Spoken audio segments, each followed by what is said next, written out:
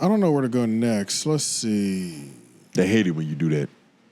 They don't always hate it. Actually, I do exactly know where to go next. So Vlad TV. So people are, so the Tupac case has officially been solved apparently. Like, is it closed or arrest has just been made? So what happened was Keefe D, because of his Vlad TV interviews, and I think more outside of the Vlad TV interviews, but mainly his Vlad TV interviews, has talked too much and broken his proffer agreement that he has signed for the murder of Tupac.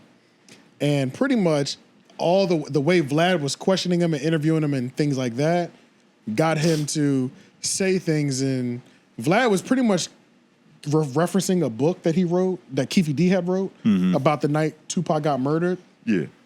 So in other words, he was using his words. Exactly. But what, he told the police something else? I guess he told the police something else, or I don't know. So a proffer agreement is pretty much just an agreement that, like, yeah, break that down for the people. Yeah, and so me. Yeah, so pretty much a proffer agreement is like it's official ratting. You're a rat officially. Like, you made a statement. You made a statement, whether it was to, I tell you who the shooter is, to alleviate the charge that I really did. If I was the shooter, I'll put this on somebody else. Even there was like multiple people in the car. Is it what T.I. did on his cousin? Essentially, but he was dead. No, it was dead. But this is blatant.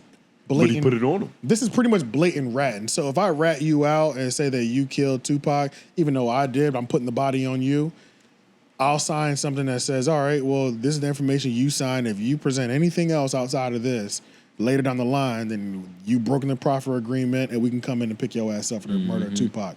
So it's like, even though the dude that did get arrested for the murder of Tupac, Orlando Anderson, nobody believed it was him because he was like a Pac stan, or he looked up to Pac, and they always thought it was Keefe D.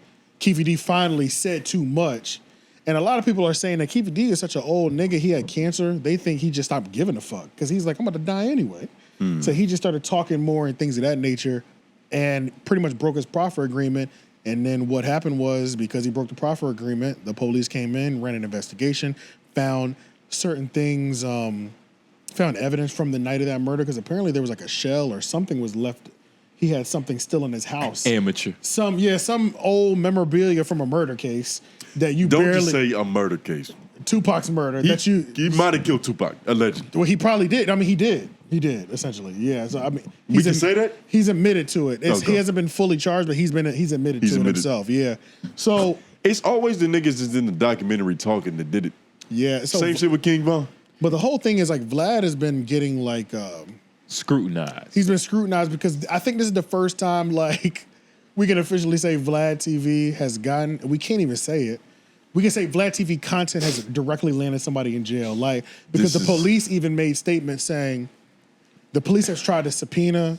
We use your video. Yeah, and the police tried to subpoena the raw video footage, and Vlad still did refuse to turn it over. But he tried. He still didn't, but it was already on the internet. You know what I'm saying? Yeah. So Vlad also went to Piers Morgan. Actually, Flacco was talking about this. So the sentiment that Vlad TV is the police or the feds has been reiterated by a lot of people in the past, but they will often accuse Vlad TV of getting Casanova 2 times or AR Ab arrested. Knew most of the information months of the investigation. Interviews that Keefe D did with multiple media outlets. Within the first few months of the investigation, our detectives knew most of the information I just briefed you on. However, we never had the necessary evidence to bring this case forward and present it for criminal charges. As time went on, this case had been reviewed multiple times by different investigators assigned to my section, that this case was reinvigorated as additional information came to light related to this homicide. Specifically, Dwayne Davis's own admissions to his involvement in this homicide investigation that he provided to numerous different media outlets. In our section, we knew at this time that this was likely our last time to take a run at this case, to successfully solve this case and bring forth a criminal charge. Well, now we just heard from the leading detective. I'm about to say, now he's trying to suck his own. Like, he's like, this and is the that's last another time. thing too. So if y'all watch the Poetic Flacco video, he does lay it out pretty nicely in terms of that. But we also got to keep in mind, Flacco does not like Vlad. So in this video, there's a little bit of bias. Yeah, for sure. So that part has to be said. Like, this is not a completely objective perspective.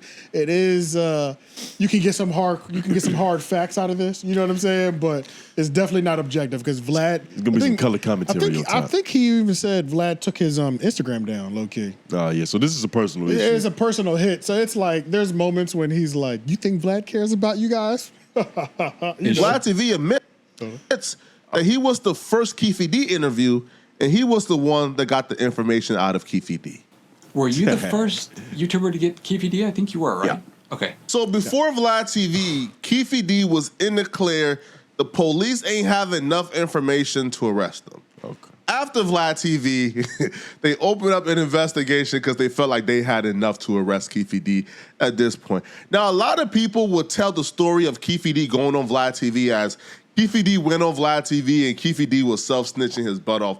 That's not the case. If you watch... He did. That is the question. That no is the matter case. what question Vlad asks, as a grown man who pays his taxes on time, you're responsible for divulging the information you find useful to you. Yeah. If you say too much, that's on you. You have the right to not answer the question. And we can't be mad at Vlad for buying the book, reading the book that you put out, Or at least and going crazy and just doing your job at a high level. Yeah. That's just what it comes down to. Vlad probably paid the nigga to read the book, but he still did paid the nigga. He did his job at a high level in terms of questioning. And you know shout out to the Smiths for finally getting closure. You know, this is important. Like this is what we've all been waiting for them to get closure. The whole family. You know, shout out to her, man. It's so sick. That's bro. a whole another conversation because it's it's sick, man. like, man, if my wife, like, I don't care how much you loved him. I don't give bitch, a you better fuck. not care about no closure. Right, yeah. You know what I'm saying? Like, we got a family, we got kids. You still don't have closure over a nigga. Like, imagine if he was still alive. They wouldn't be together. There would be no Will More and than Jada. likely. There wouldn't be More than likely. there'd be no Will and Jada. Only because she would be trying to chase Tupac, not because they would Exactly, be together. exactly. You know what I'm For sure. saying? She's definitely chasing. Yeah. Will Smith probably would have been with a white woman. But For sure. I will say overall, for any case for a Vlad TV interview to be used in, to play devil's advocate, is solving the murder of Tupac, one of the biggest mysteries in all of nigga history. Is that not worth it? It's not like it was just like some young Chicago nigga it's a bunch of teenagers who got a RICO. This true. nigga might have solved one of the biggest mysteries in all of hip-hop history. No, that's true. And that's another thing, too. I was going to ask y'all, like... Nigga ain't solved no mystery. Well, he was going around That's for what years. they blaming him for? No, yeah, because I didn't even realize that Vlad was on this type of time. Yeah. And because they were started playing, like, Flacco played a couple clips where he was like... Vlad's been going around saying, I single-handedly solved the Tupac murder. Like, he's been saying that ever since he did the Keefe D interview. And I was like, man, that's kind of a crazy thing to just be running around saying. Like, yeah. But you he know what I'm did. saying? Yeah, but I don't think I want to serve anybody's. I don't think I wouldn't even chase that story the way he did. Like me and Vlad in terms of what we're chasing is different. Like, you know, he's getting a lot of, he's entered into every arc. He's ignited beef. He's fueled beef. He's been the only reason people have beefed. Then Nigga, the Avatar. Right. Then he went to rappers and things like that. Then he's got mob bosses on there, you know? But He's done all these, he's just filling his shit with these old war stories and shit like that. I don't know. And this is one of the most popular stories in all of hip-hop, nigga. It's kind of, and it's almost like finding Bigfoot. Like, there's more content to be made. I guess this is big. He's cementing himself. It's more content to be made looking for Bigfoot than actually finding him. Honestly, the whole thing with Vlad is when I've heard Vlad speak about what he wanted his platform to be, you know, like, and he's from the mixtape DVD era, and he's done exactly what he said. And so, in terms of chasing down the Tupac's killer story, Vlad was already kind of cemented in history, but now the nigga solved the biggest murder in all of it. So now, Vlad TV is a part of hip hop history, period. Now niggas is talking shit, calling them the feds, but he has another pedigree on his resume now. He does. Like he could go down as one of the illest journalists in all of hip hop. So he solved Tupac's murder. You just like Jada. How so? You getting closure, nigga. It's funny, but if you solved the case, you would be talking shit, right? But it's just like I feel you though, but like, nigga, I feel like this is one of those things movies where have been made about everybody knew who did it. It's just Nah. It's just about proving it in the court of law. Nah, everybody thought it was Orlando Anderson. Bro. Orlando Anderson was a citizen of United States of America. That's crazy. Nigga, I hit Siri on accident, nigga. Vlad? I hit Siri on accident, nigga. Orlando Anderson. Nigga, that shit happened. I was like, what is happening right now? How does Siri know who that nigga? I guess she heard us talking, I guess. But yeah, Vlad did everything he set out to because like man. he really that's why he does this whole chronological order thing. I think if we're looking at the dark media side of him, he wants to interview so many people and have everybody's full story and everything that's ever happened to them talked about. That way, no matter what happens, for the end of time, it's just good or bad. He's touched, good or bad, and he's touched. Let's say he's touched 5,000 people in entertainment in the last 10, 20 years. Yeah. So for the next 100 years, even if we only talk about 2,500 or 2,000 of them, Vlad TV still keeps moving. And it's so like random because he could be asking like, I don't know, 𝙿𝙾𝚃 about a basketball game he played in. Right. And then, a year from that, 𝙿𝙾𝚃 gets shot at a basketball game. Then he uploaded the fucking exactly. It's like 𝙿𝙾𝚃 at a basketball game when he was hooping. It's crazy, bro. And it's like it's crazy. Yeah, it's crazy God how forbid. Yeah, it's crazy. We Yeah, kind God of just forbid. lays. Yeah. Nigga knocked on. Was that somebody knocking? No, I just knocked on wood. The Oh, nigga just okay.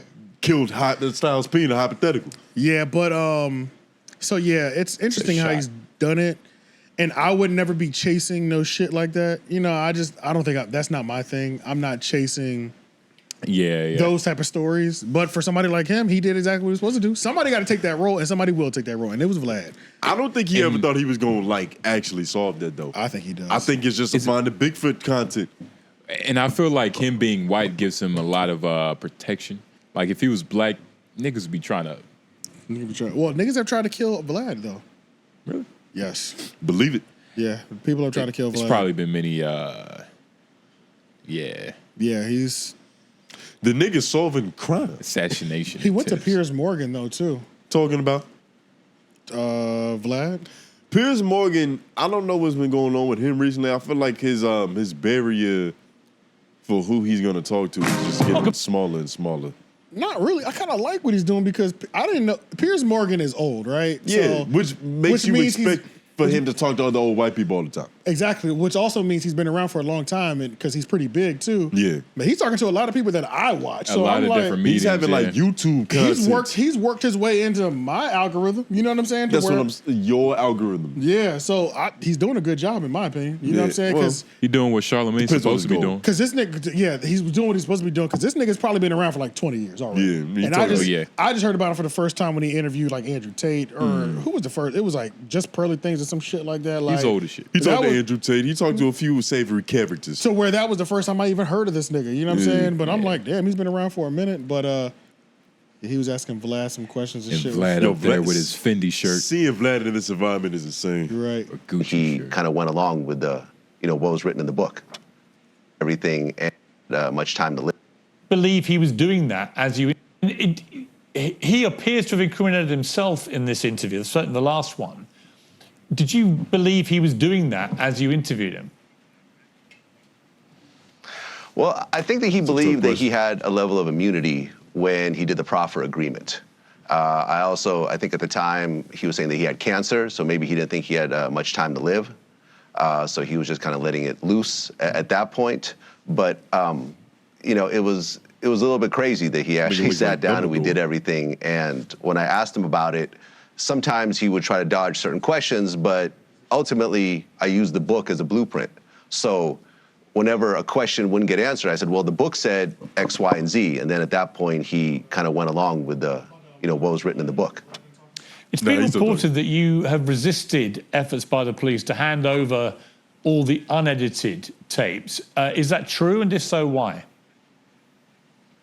Yeah, it's true. I mean, ultimately, people that we have on our show, we don't turn around and cooperate against those same people with the police.